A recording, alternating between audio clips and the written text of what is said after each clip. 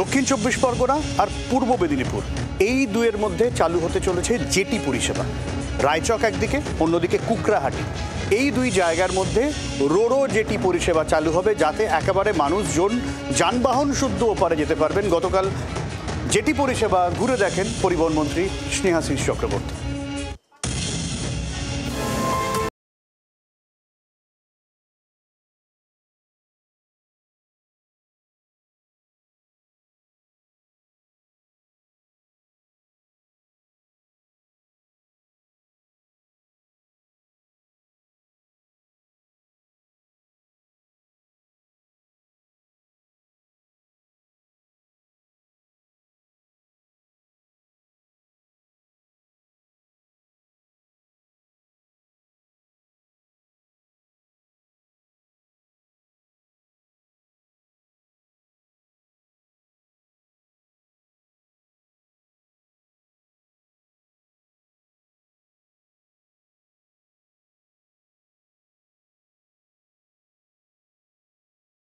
এমনটাই জানা যাচ্ছে।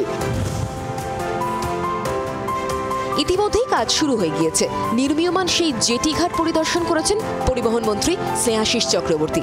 সঙ্গে ছিলেন পরিবহন দপ্তরের প্রতিমন্ত্রী দিলীপ মণ্ডল, ডায়মন্ড হারবার পুরসভার চেয়ারম্যান, ভাইস চেয়ারম্যান ও যাদবপুর বিশ্ববিদ্যালয়ের সিভিল ইঞ্জিনিয়ারিং বিভাগের ইঞ্জিনিয়াররা। হলদিয়া থেকে কলকাতা যাওয়ার সবচেয়ে দ্রুত পথ হিসাবে সকলেই বেছে নেন কুকড়াহাটি রায়চক এবং Kukrahati diamond Harbour ferry service.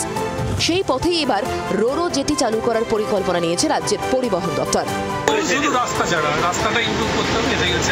এটা হলে তো অর্থনৈতিকভাবে এই জায়গা তো চেঞ্জ হয়ে যাবে অনেকটা, বা অনেকটা সুবিধা। রিলেশনটা আমরা তৈরি করার চেষ্টা করছি, এখন সেই সার্ভেটা চলছে।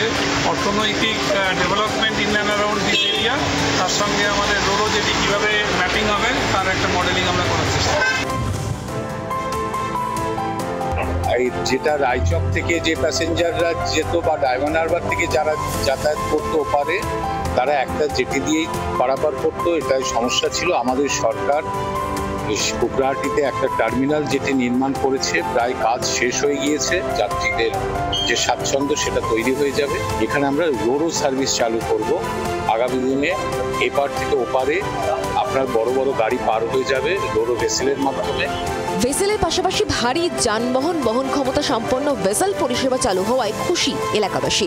নতুন ভেসেল পরিষেবার মাধ্যমে 4 চাকা গাড়ি ও অন্যান্য বাণিজ্যিক যানবাহন সরাসরি দীঘায় পৌঁছতে পারবে। ফলে দীঘা ও তার আশপাশের পর্যটন কেন্দ্রগুলোর সঙ্গে যোগাযোগে আরো গতি আসবে। এখান থেকে যে ভেসেল পরিষেবা দেওয়া হবে, যেখানে সরাসরি সমস্ত মানুষ তারা 4 চাকা নিয়ে সরাসরি দীঘাতে পৌঁছে যেতে পারবে এবং এই এলাকার অর্থনৈতিকভাবে অনেকটাই চাঙ্গা হবে বলে মনে করছে। জি 24 ঘন্টা, নকিবউদ্দিন গাজী, ডায়মন্ড হারবার। বাংলার আওয়াজ, বাঙালির আবেগ, জি 24 ঘন্টা।